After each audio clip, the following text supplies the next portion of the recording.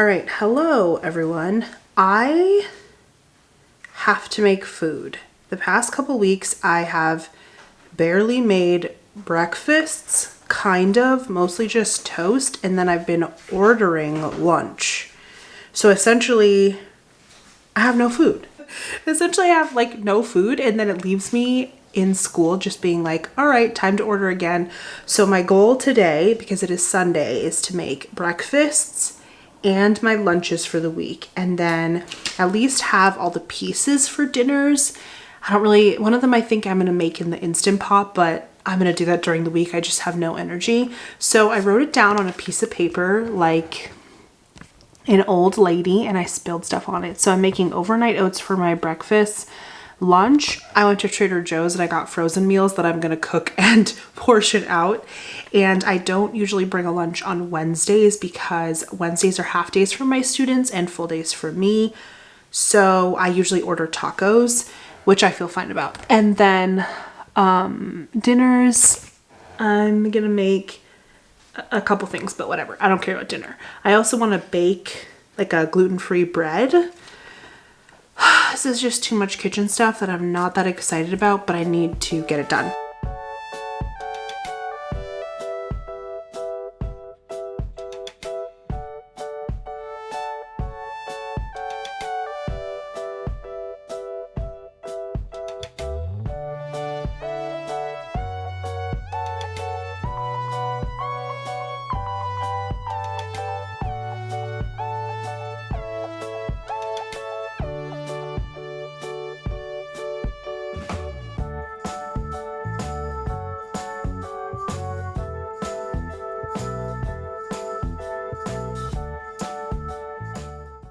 Hi everyone.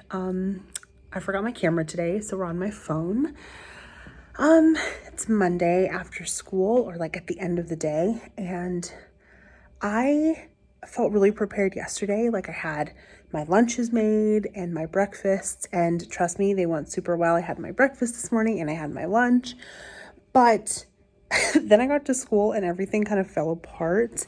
We were missing staff, and then just so many like things. Anyway, I got to school today and things kind of fell apart, just like staffing things and getting everything ready. And I know that's just like a part of life, but it's just challenging certain days. And today was really strange. I don't know. I felt almost like it went super slow and like, I don't know, it was so weird.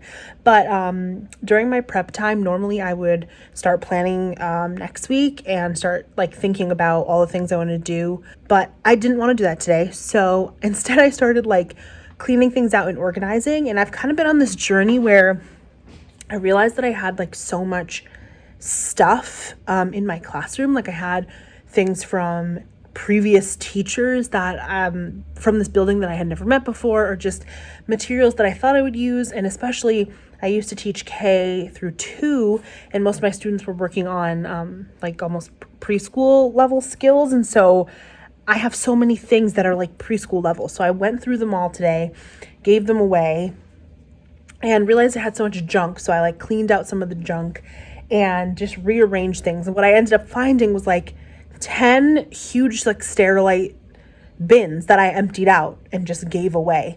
And I'm getting new reading curriculum, science curriculum that I'm starting to develop myself and make, and science curriculum that I'm starting to develop for myself and for my classroom and for the future. And I realized I didn't even have a shelf to put them on if I ever had the materials, and I didn't have anywhere to like store them. So let me show you what I rearranged, and hopefully it'll make sense. So this used to have like multiple shelves of these with just different materials, but I went through everything and realized I didn't need as much as I thought I needed. So I consolidated it all to one, and then this thing, sensory, and then I have a little space here for something else. And then all the toys that I had, all those toys had been on a separate shelf that was like right over here.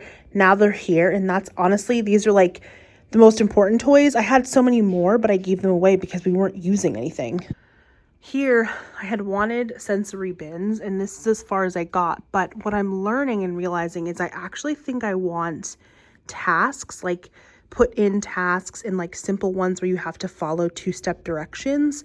and I just haven't had the chance to make them, but I have, look at all these that I have like emptied that I need to find use for. So I sent an email to the school and asked if people had like old yogurt containers or like takeout boxes and things like that, so I can start making tasks. I have so many extra manipulatives and just little trinkets that I think it will be perfect, and I'm hoping that that will work out. Then I started getting motivated for my future task boxes, and obviously I have like task boxes that we use, but I really want to do more simplified, like almost like teach style, autism style stuff. So I printed this off 1, 2, so I'm going to place those on the table and put the little Sterilite bin of just like, I don't know, match the red cube to the red cube or whatever. And then, and all done. Hopefully I'll make some this week so it'll start to make more sense. I made these today first then, for a specific student who always wants to skip breakfast and play. So I made 2 of those. Oh, I printed it twice, LOL. And then that's a different version of all done. And I found all of these that we didn't end up using, so I can put small tasks in, like maybe like a few cubes and a few cards of like what order to put the cubes in, or like little things that are cheap to make. I have a bunch of those. Hold on. A bunch of those. And then I found like 4 of these, so I can put small like tasks or like simple step direction things in there. And then I found 3 of these Sterilites that I can use. And then I have this whole tub of counters that I'm hoping can be incorporated in some of these easier tasks. So in this corner, the wall is crumbling. Don't mind this. It used to have like different types of paper, like lined paper, printer paper, whatever, but I wasn't really using it. And I emptied out these 2 Sterilites, all these drawers. I emptied out, what is that, 6 of those. And so I'm hoping that I'll be able to put like the science units and one of the reading curriculums that I'm getting and another curriculum that I'm getting here, so that I can have like more space, because everything else is filled. So all of my life skills units that I've made, all the fine motor tasks and crafts that we do, I kind of have them prepped out. Math centers, there's more in another classroom. Literacy centers, again, there's more in another classroom because they're using it. I have all my pre-K centers here by like subject, and then I have writing units for the whole year that we've been using, broken up by month and subject, and then more like center binders. And then I have all of my math and literacy, like extra little things that I use, and then all of my manipulatives. So if I can put the science and social studies and a little bit of reading curriculum, then I will be all set and I'll have everything set up. Hello everyone.